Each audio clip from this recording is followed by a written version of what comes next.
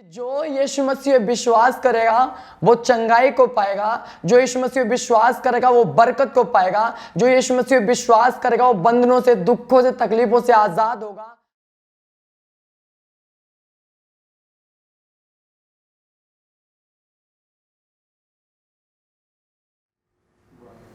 Hallelujah. परमेश्वर धन्यवाद हो आज के समय के लिए। हम उस परमेश्वर का धन्यवाद करते हैं जो उस परमेश्वर ने आज का समय हमें दिया कि हम उसके वचन से आप लोगों से बात कर सके। हालेलुया। आज मैं परमेश्वर के अगुवाई में, परमेश्वर के आत्मा की सहायता के द्वारा आपसे बात करूंगा कि परमेश्वर कैसे अपने लोगों को आशीषित करता है, परमेश्वर कैसे अपने लोगों को चंगाई देता है, कैसे अपने लोगों को बरकत देता है और कैसे वो अपने लोगों को बीमारियों से, दुखों से, तकलीफों से आज़ाद करता है। हालेलुया। तो बाइबल कहती है परमेश्वर ने इस जगत के लोगों से ऐसा प्रेम रखा कि उसने अपना इकलौता पुत्र बलिदान कर दिया ताकि जो कोई उस पर विश्वास करे वो नाश ना हो बल्कि अनंत जीवन पाए। आमीन। बाइबल कहती परमेश्वर सारे जगत से ऐसा प्रेम रखा कि उसने अपने इकलौता पुत्र बलिदान कर दिया कि जो कोई भी उस पर विश्वास करेगा वो नाश ना होगा बल्कि अनंत जीवन पाएगा। हालेलुया। यहां पे अगर हम वचन को पढ़ें तो इस वचन में यह लिखा हुआ है कि जो इस पे विश्वास करेगा यीशु मसीह पे वो नाश ना होगा बल्कि अनंत जीवन पाएगा। हालेलुया। वहां पे ये नहीं लिखा हुआ कि जो यीशु मसीह पे विश्वास करेगा वो चंगाई को पाएगा, जो यीशु मसीह पे विश्वास करेगा वो बरकत को पाएगा, जो यीशु मसीह पे विश्वास करेगा वो बंधनों से, दुखों से, तकलीफों से आजाद होगा। वहां पे ये नहीं लिखा हुआ। वहां पे ये लिखा हुआ है कि जो उस पे विश्वास करेगा वो नाश ना होगा बल्कि अनंत जीवन पाएगा। हालेलुया। अब इस वचन के अनुसार क्या हमें चंगाई नहीं मिलेगी? क्या हमें बरकत नहीं मिलेगी? क्या हम अपने दुखों से, तकलीफों से आज़ाद नहीं होंगे? क्या हम अपने कर्जों से आज़ाद नहीं होंगे? तो उसका जवाब यह है कि हाँ, आप अपने दुखों से, तकलीफों से भी आज़ाद होगे। आज मैं इस बारे में आपको बात बताऊंगा कि आप किस तरह अपने दुखों से, तकलीफों से आज़ाद होगे। हालेलुया। एक वचन बाइबल से मैं आपके लिए पढ़ूंगा। मत्ती रचित सुसमाचार अध्याय 6 और वर्ष है 33। वहां पे लिखा, इसलिए पहले तुम परमेश्वर के राज्य और उसके धर्म की खोज करो तो ये सब वस्तुएं भी तुम्हें मिल जाएंगी। आमीन। हालेलुया। बाइबल कहती इसलिए पहले तुम उसके धर्म, उसके राज्य की खोज करो, बाकी चीजें तुम्हें यूं ही मिल जाएंगी। हालेलुया। पहले क्या करना है हमें? पहले हमें उसके धर्म, उसके राज्य खोज करनी है, बाकी चीजें हमें यूं ही मिल जाएगी। मैंने अभी आपको एक वचन सुनाया था। बाइबल कहती परमेश्वर सारे जगत के लोगों से ऐसा प्रेम रखा कि उसने अपना इकलौता पुत्र बलिदान कर दिया ताकि जो कोई उस पर विश्वास करे वो नाश ना हो बल्कि अनंत जीवन पाए। मैंने भी आपको ये बात और बताई थी। वहां पे ऐसा नहीं लिखा कि जो उस पर विश्वास करे वो चंगाई पाए, वो बरकत पाए, वो आशीष पाए।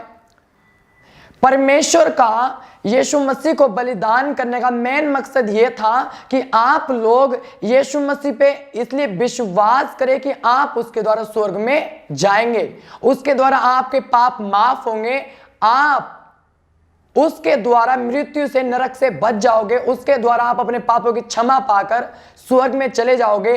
परमेश्वर का यह मेन मकसद था यीशु मसीह को बलिदान करने का। हालेलुया।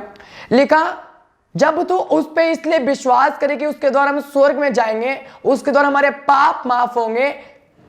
हाँ, अभी मैंने आपको एक वचन पढ़ के सुनाया, इसलिए पहले तुम उसके धर्म, उसके राज्य की खोज करो, बाकी चीजें तुम्हें यूं ही मिल जाएंगी। इसका मतलब जब आप यीशु मसीह पे विश्वास करें स्वर्ग में जाने के लिए, उस पर विश्वास करें कि उसके द्वारा हमारे पाप माफ होते हैं उसके द्वारा, तो आपको ये सब चीजें मिल जाएंगी। हालेलुया। आमीन। एक वचन और मैं आपके लिए पढ़ूंगा। उत्पत्ति की पुस्तक अध्याय 2 का 15 वचन मैं आपके लिए पढ़ूंगा। वहां पे लिखा, तब यहोवा परमेश्वर ने आदम को लेकर अदन की वाटिका में रख दिया कि वह उसमें काम करे और उसकी रक्षा करें।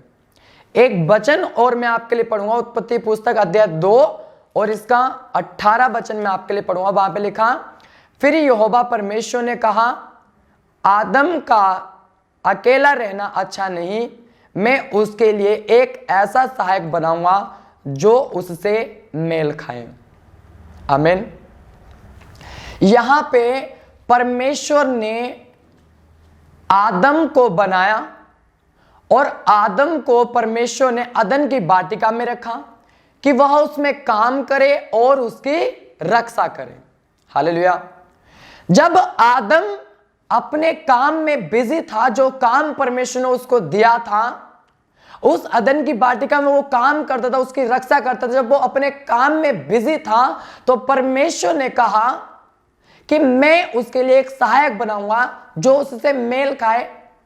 और बाइबल कहती परमेश्वर ने हव्वा नाम की स्त्री को उसके लिए बनाया, उसको पत्नी के साथ उसको ब्लेस किया। हालेलुया। समझ रहे आप? ध्यान देने वाली बात है, परमेश्वर ने जो आदम को काम दिया था, आदम अपने काम में बिजी था।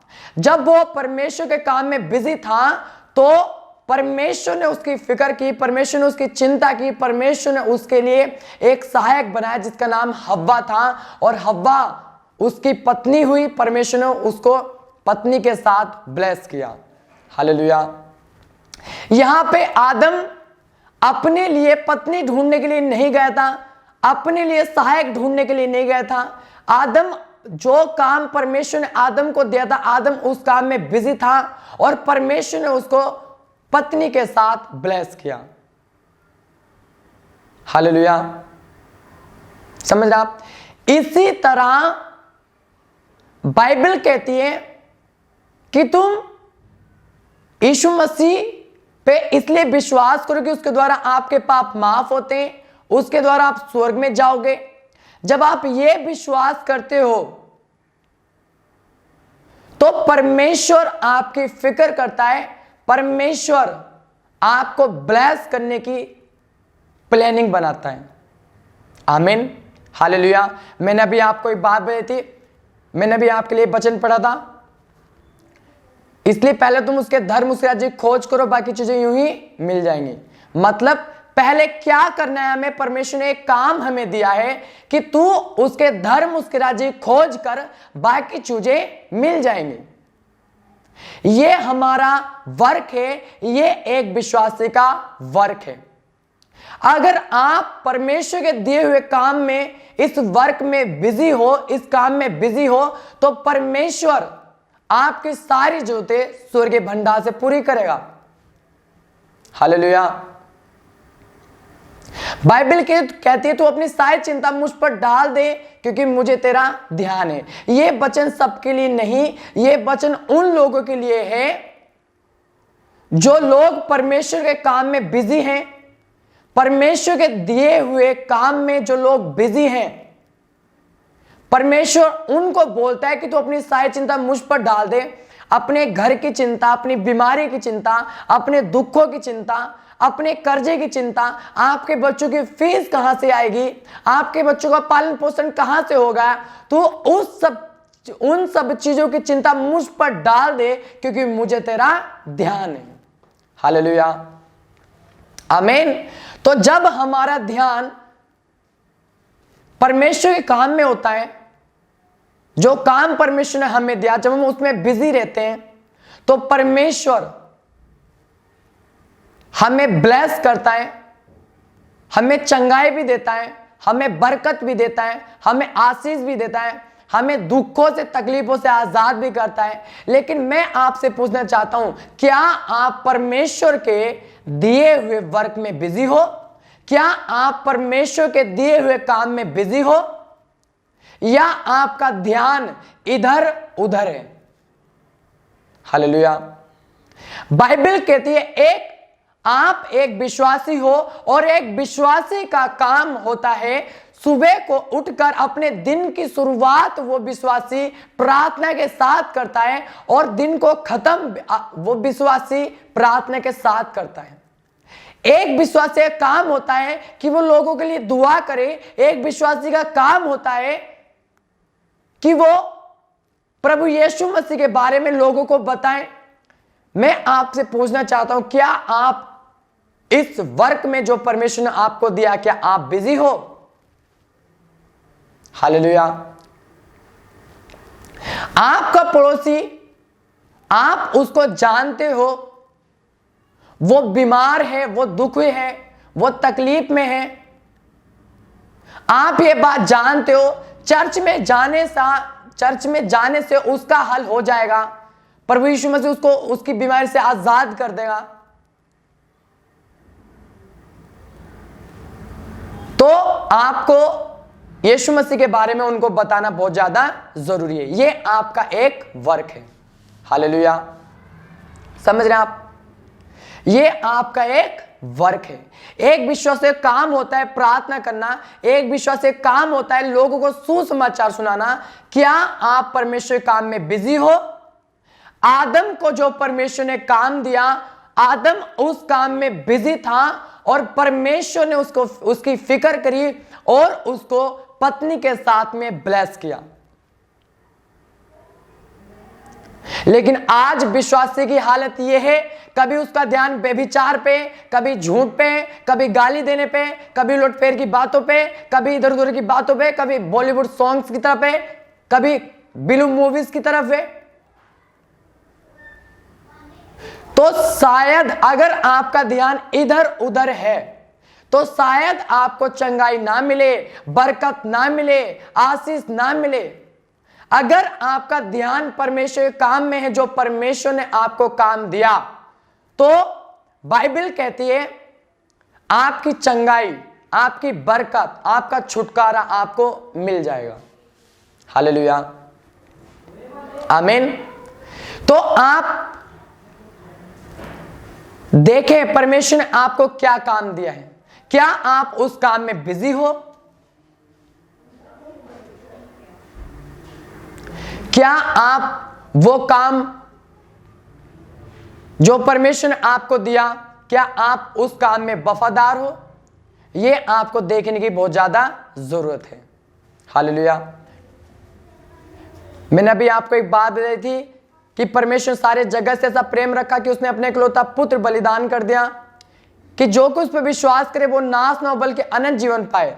परमेश्वर का मेन मकसद पुत्र को बलिदान करने का आपको चंगाई देना नहीं था, बरकत देना नहीं था, आशीष देना नहीं था। मेन मकसद परमेश्वर का यह था कि आप उस पर विश्वास करें और आपका पाप माफ हो और आप नरक से बच जाए और स्वर्ग में चले जाएं। अगर आज आप यीशु मसीह इसलिए विश्वास करते हो कि उसके द्वारा आपको चंगाई मिलेगी, सिर्फ आप चंगाई के लिए विश्वास करते हो, बरकत के लिए विश्वास करते हो, छुटकारे के लिए विश्वास करते हो, परमेश्वर आपके कर्जों से आपको आजाद कर दे इसलिए विश्वास करते हो, तो शायद आपको चंगाई, छुटकारा, बरकत आपको ना मिले। अगर आप परमेश्वर में इसलिए विश्वास करते हो कि उसके द्वारा हम स्वर्ग में जाएंगे और उस काम में आप वफादार हो जो परमेश्वर ने आपको दिया, तो आपकी चंगाई, आपकी बरकत, आपका छुटकारा आपको पीछे पड़ के आपको मिलेगा। लेकिन क्या आप परमेश्वर के प्रति वफादार हो? जो काम परमेश्वर ने आपको दिया, क्या आप उस काम में बिजी हो? अगर आप बिजी हो तो मैं आपको मुबारकबाद देना चाहता हूं, क्योंकि आने वाले समय में परमेश्वर आपको ब्लेस करेगा अपने समय के अनुसार। आपको दुखों में नहीं छोड़ने वाला हो, आपको तकलीफों में नहीं छोड़ने वाला, आपको कर्जे में नहीं छोड़ने वाला हो। वो परमेश्वर आपसे प्रेम करता है। जब वो परमेश्वर आपके लिए अपने पुत्र को बलिदान कर सकता है, तो क्या वो आपके लिए आपको दुखों से, तकलीफों से आजाद नहीं करेगा? करेगा। लेकिन क्या आप उस काम में जो परमेश्वर ने आपको दिया, क्या आप वफादार हो? अगर आप वफादार हो तो परमेश्वर आपको छुड़ाएगा, आपके दुखों से, तकलीफों से, बीमारियों से आपको आजाद करेगा। आमीन। तो परमेश्वर धन्यवाद हो आज के वचन के लिए जो परमेश्वर ने हमें दिया। आइए मैं आप सबके लिए दुआ करता हूं। सर्वशक्तिमान परमेश्वर पिता, आपका धन्यवाद करते हैं, आपकी स्तुति करते हैं, आपकी महिमा करते हैं, आपकी तारीफ करते हैं पिता इस वचन के लिए। मेरे परमेश्वर, हम प्रार्थना करते हैं जितने जन खुदावन खुदा इस वचन को सुने, तेरा आत्मा उनको छुए और खुदावन खुदा ये वचन इनके हृदय की पट्टी पे लिखा जाए, जीवन के हर एक क्षेत्र में पिता इनको आशीषित कर। धन्यवाद पिता, प्रभु यीशु मसीह के नाम में हम मांगते हैं, आमीन। सबको जय मसीह, गॉड ब्लेस यू।